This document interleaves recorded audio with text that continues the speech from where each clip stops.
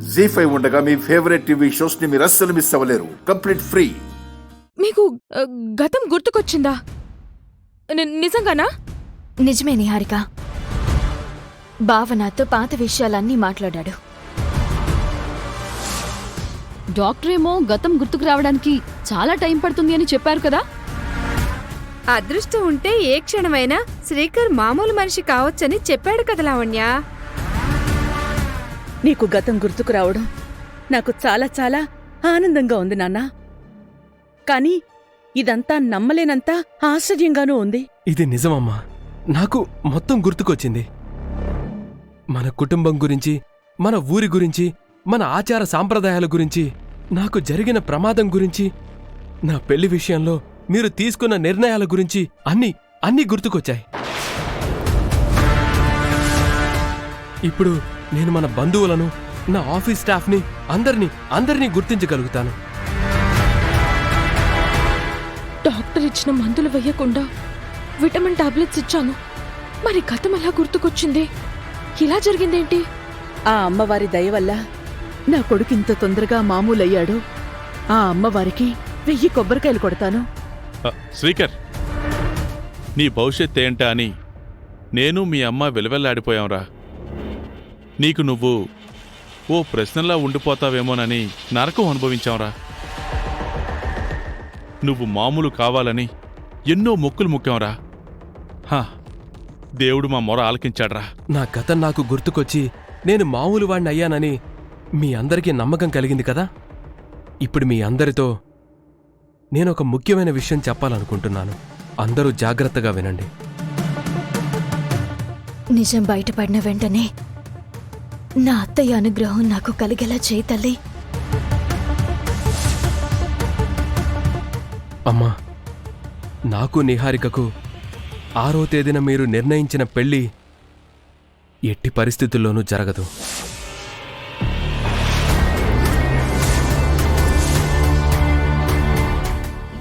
ఏమంటున్నాడు శ్రీకర్ గారు? మన పెళ్లి జరగదు అని అన్నాను. పాయే నిహారిక ప్లాన్ అంతా పోయే. శ్రీకర్కి గతం గుర్తుకొచ్చిందని నాకిప్పుడు పూర్తిగా నమ్మకం కలిగింది. అవునత్తా, ఇందాకటి వరకు ఇందులో ఏదో తిరకాసుండుంటుంది, అవని ఏదో గేమ్ ఆడిస్తుందేమో అన్న అనుమానం నాకు ఉండేది. ఈ మాటతో నాకు కూడా అంతా క్లియర్ అయిపోయింది. నీకు గతం గుర్తుకొస్తే మాత్రం పెళ్లి జరగదని అనడమేంట్రా? నీకు నిహారికకు పెళ్ళని మనం ఎప్పుడో నిర్ణయించాం కదా శ్రీకర్. మీరిప్పుడు ఇలాంటి నిర్ణయాలు తీసుకుంటే నేనేమైపోవాలి శ్రీకర్ గారు? నువ్వు సడన్ గా మనసు మార్చుకుంటే నిహారిక అన్యాయం అయిపోతుంది తమ్ముడు. రేయ్, నీకు గతం గుర్తుకు రావటం వరకు మేమంతా హ్యాపీనే. నిహారికతో పెళ్లి జరగదు అనడానికి దానికి కారణం ఏమైనా ఉందా? ఉంది. ఏంటది? అమ్మా, ఎన్నో రోజుల నుంచి నీ దగ్గర ఒక నిజం దాచుకుంటూ వస్తున్నాను. అది ఇప్పుడు అందరి ముందు చెప్తున్నాను. దయచేసి నువ్వు పెద్ద మనసు చేసుకో. పెళ్లి విషయం చెప్పేయాలని ఫిక్స్ అయిపోయినట్టున్నాడు. నిహారికతో పెళ్ళొద్దనుకోవడానికి ఏదో కారణం ఉందన్నావుగా. ముందు ఆ కారణమేంటో చెప్పు. శ్రీకర్ గారు మెంటల్ గా డిస్టర్బ్ అయినట్టున్నారు. మనం రేపు మాట్లాడుకుందాం. అందరూ లోపలికి వెళ్ళండి. నువ్వాగు నిహారిక. శ్రీకర్ పూర్తిగా స్పృహలోనే ఉండి మాట్లాడుతున్నాడు. నువ్వడ్డు పడద్దు. నిహారికతో పెళ్లి ఎందుకొద్దంటున్నావు? చెప్పు శ్రీకర్. ఎందుకంటే నేను అవనిని ఎప్పుడో పెళ్లి చేసుకున్నాను కాబట్టి.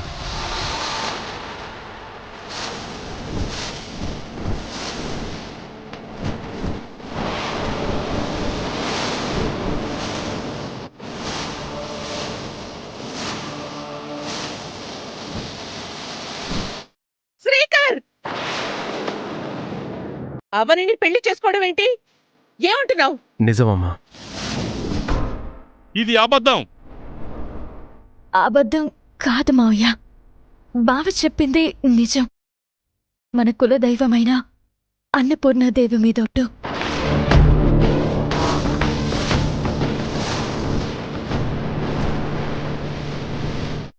ఇద్దరూ కలిసి ఏదో డ్రామా ఆడుతున్నారు. నేనైతే నమ్మను.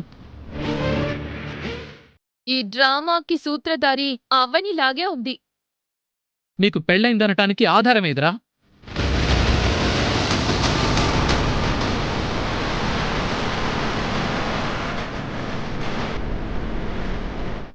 ఇదే ఆధారం.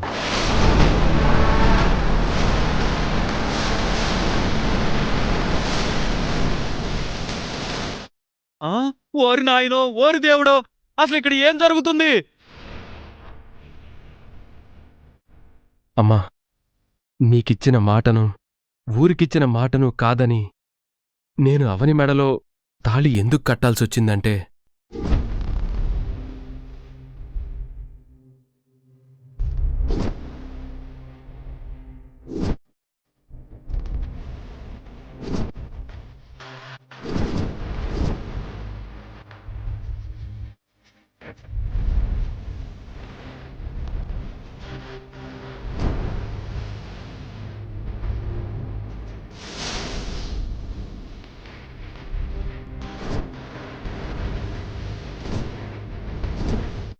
ఆ పరిస్థితిలో నేనలా చెయ్యాల్సొచ్చింది.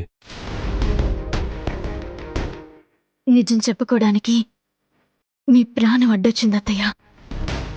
అందుకే పరిస్థితులకి తల వంచి నిజాన్ని దాచుకుంటూ వచ్చాం.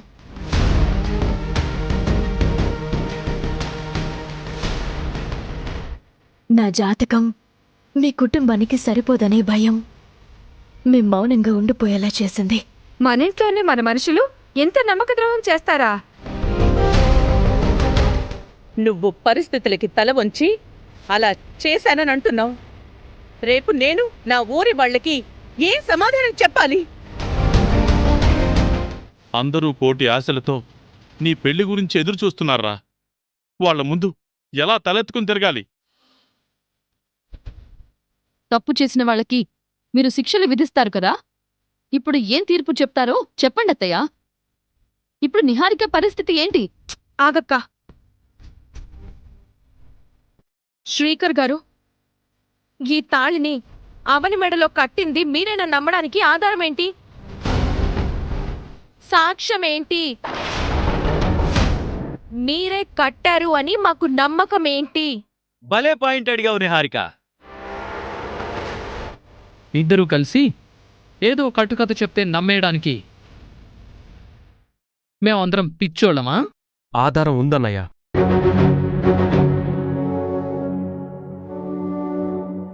ఏంటది? చెన్నై పోలీస్ స్టేషన్లో మా పెళ్లి జరిగినట్టు ప్రూఫ్. మా మ్యారేజ్ సర్టిఫికేట్.